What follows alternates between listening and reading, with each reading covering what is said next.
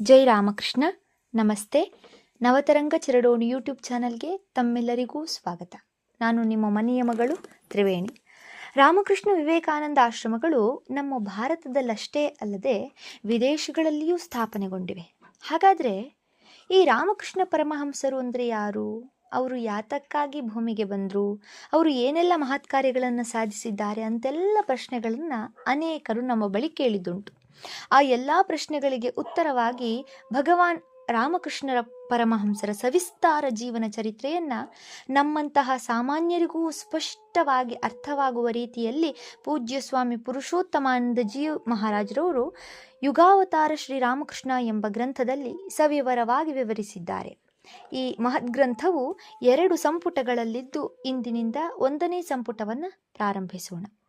ಹಾಗೆಯೇ ಇನ್ನೊಂದು ವಿಷಯ ನಿಮ್ಮ ಮುಂದೆ ಹಂಚ್ಕೋಬೇಕು.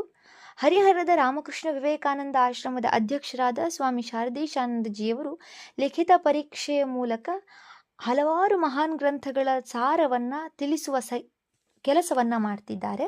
ಸ್ವಾಮೀಜಿಗೆ ನನ್ನ ಕೃತಜ್ಞತಾಪೂರ್ವಕ ಧನ್ಯವಾದಗಳನ್ನು ತಿಳಿಸುತ್ತಾ, ಈ ಅದ್ಭುತ ಗ್ರಂಥಾಧ್ಯಯನದ ಮೂಲಕ ರಾಮಕೃಷ್ಣ ಪರಮಹಂಸರು ಅಂದರೆ ಯಾರು, ಅವರು ಬಂದ ಉದ್ದೇಶವನ್ನು ಯಾವ ರೀತಿ ಪೂರೈಸಿದರು ಎಂಬುದನ್ನೆಲ್ಲ ತಿಳಿಸುವ ಸಣ್ಣ ಪ್ರಯತ್ನ.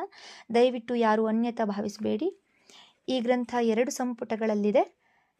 ಇಂದಿನಿಂದ 1ನೇ ಸಂಪುಟವನ್ನು ಪ್ರಾರಂಭಿಸೋಣ. ಮುನ್ನುಡಿ 1. ಶ್ರೀರಾಮಕೃಷ್ಣಾಶ್ರಮ ಮೈಸೂರಿನ ಅಧ್ಯಕ್ಷರಾದ ಸ್ವಾಮಿ ಸೋಮನಾಥಾನಂದಜಿ ಬರೆದಿರೋದು.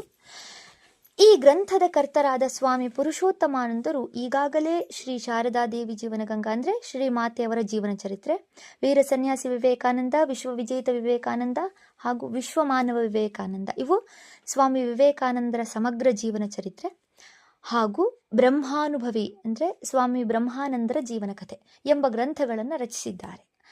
ತನ್ಮೂಲಕ ಕನ್ನಡ ನಾಡಿನಲ್ಲೆಲ್ಲ ಖ್ಯಾತಿಗೊಂಡಿದ್ದಾರೆ. ಅವರು ಈ ಪುಸ್ತಕಗಳನ್ನು ಬರೆದಿರುವುದು ಕನ್ನಡಿಗರ ಸೌಭಾಗ್ಯ. ಕೆಲವು ತಿಂಗಳ ಹಿಂದೆ ಒಮ್ಮೆ ಪುರುಷೋತ್ತಮಾನಂದರ ಹತ್ತಿರ ಮಾತನಾಡುತ್ತಿದ್ದಾಗ ನಾನು ಅವರಿಗೆ ಅಂದರೆ ಸೋಮನಾಥಾನಂದಜಿ, ನೀವು ಮಾಡಬೇಕಾದ ಕೆಲಸ ಪೂರ್ಣವಾಗಬೇಕಾದರೆ ಶ್ರೀರಾಮಕೃಷ್ಣರ ಜೀವನವನ್ನು ಕನ್ನಡದ ಜನತೆಗೆ ಕೊಡಬೇಕು ಎಂದಿದ್ದೆ. ಆಗಿನಿಂದಲೇ ಅವರು ಶ್ರೀರಾಮಕೃಷ್ಣರ ಜೀವನ ಚರಿತ್ರೆಯನ್ನು ಬರೆಯುವುದಕ್ಕೆ ತೊಡಗಿದರು. ಆದರೆ ಅದು ಇಷ್ಟು ಬೇಗ ಕೃತಿರೂಪಕ್ಕೆ ಬರಬಹುದೆಂದು ನಾನು ಭಾವಿಸಿರಲಿಲ್ಲ. ಅಚ್ಚಾದ ಕೆಲವು ಪುಟಗಳನ್ನು ನನಗೆ ಅವರು ಕಳುಹಿಸಿಕೊಟ್ಟಾಗಲೇ ಗೊತ್ತಾಗಿದ್ದು ಎಂತಹ ವೇಗದಲ್ಲಿ, ಮನೋವೇಗದಲ್ಲಿ ಬರೆದಿದ್ದಾರೆ ಎಂಬುದು. ಅವರ ಕೃತಿಗಳಲ್ಲಿ ಈ ಯುಗಾವತಾರ ಶ್ರೀರಾಮಕೃಷ್ಣ ಎಂಬುದು ಒಂದು ಮೇರು ಕೃತಿ. ನನ್ನನ್ನು ಮೊದಲು ಆಕರ್ಷಿಸಿದ್ದು ಅಧ್ಯಾಯಗಳ ಶಿರೋನಾಮೆಗಳು. ಅವು ಬಹಳ ಮುದ್ದಾಗಿವೆ ಮತ್ತು ಇಡೀ ಅಧ್ಯಾಯದ ಸಾರವನ್ನು ಮನಮುಟ್ಟುವಂತೆ ತಿಳಿಸುತ್ತವೆ. ಇಂತಹ ಒಂದು ಬೃಹತ್ ಗ್ರಂಥವನ್ನು ಬರೆಯುವಾಗ ಎಲ್ಲೂ ಬೇಸರವಾಗದಂತೆ ಮುಂದೇನು ಎಂಬ ಸ್ವಾರಸ್ಯವನ್ನು ಕೆರಳಿಸುವಂತೆ ಮಾಡುವುದು ಬಹಳ ಮುಖ್ಯ. ಈ ರಹಸ್ಯವನ್ನು ಗ್ರಂಥಕರ್ತರು ಚೆನ್ನಾಗಿ ಅರಿತಿದ್ದಾರೆ. ಯುಗಾವತಾರ ಶ್ರೀರಾಮಕೃಷ್ಣ ಎಂಬ ಈ ಗ್ರಂಥ ಕನ್ನಡ ನಾಡಿನಲ್ಲಿ ಹೆಚ್ಚೆಚ್ಚು ಪ್ರಚಾರವಾಗಲೆಂದು ಹಾರೈಸುತ್ತೇನೆ. ಶ್ರೀರಾಮಕೃಷ್ಣರಿಗೆ ಸಂಬಂಧಪಟ್ಟ ಗ್ರಂಥಗಳು ಕನ್ನಡದಲ್ಲಿ ಅದಾಗಲೇ ಹಲವಿವೆ. ಹಾಗಿದ್ದರೂ ಕೂಡ ಅವರ ವಿಷಯವನ್ನು ಎಷ್ಟು ಬರೆದರೂ ಮುಂದೆ ಬರುವವರಿಗೂ ಸಹ ಬರೆಯಲು ಬೇಕಾದಷ್ಟು ಅವಕಾಶವಿದ್ದೇ ಇದೆ. ಏಕೆಂದರೆ ಶ್ರೀರಾಮಕೃಷ್ಣರು ಅನಂತ ಭಾವಮಯರು.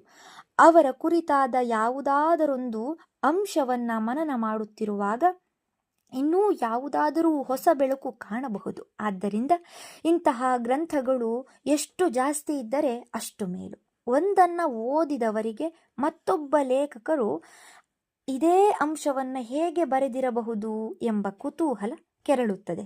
ಹಾಗೆ ಓದಿ ನೋಡಿದಾಗ ಹಲವಾರು ದೃಷ್ಟಿಕೋನಗಳಿವೆ ಎಂಬುದು ಗೊತ್ತಾಗುತ್ತದೆ. ಅಧಿಕಸ್ಯ ಅಧಿಕಂ ಫಲಂ ಅಲ್ಲವೇ? ಯುಗಾವತಾರ ಶ್ರೀರಾಮಕೃಷ್ಣ ಎಲ್ಲೆಡೆ ಜನಪ್ರಿಯವಾಗಲಿ. ಇದರಿಂದ ಬರೆದವರೂ ಪುಣ್ಯ ಪಡೆಯುತ್ತಾರೆ, ಓದಿದವರೂ ಪುಣ್ಯ ಪಡೆಯುತ್ತಾರೆ. ಸ್ವಾಮಿ ಪುರುಷೋತ್ತಮಾನಂದರು ಕನ್ನಡ ನಾಡಿಗೆ ಇಂತಹ ಗ್ರಂಥವನ್ನು ಕೊಟ್ಟಿದ್ದು ನಾವು ಬಹಳ ಕಾಲ ನೆನೆಯುವಂತಹ ಕೊಡುಗೆ. ಇಂತಹ ಹಲವು ಕೃತಿಗಳು ಅವರ ಕೈಯಿಂದ ಬರಲಿ ಎಂದು ಹಾರೈಸುತ್ತೇನೆ. ಧನ್ಯವಾದಗಳು. ಮುಂದುವರಿದ ಭಾಗ ಮುಂದಿನ ಸಂಚಿಕೆಯಲ್ಲಿ. ಜೈ ಶ್ರೀಮಾತಾ.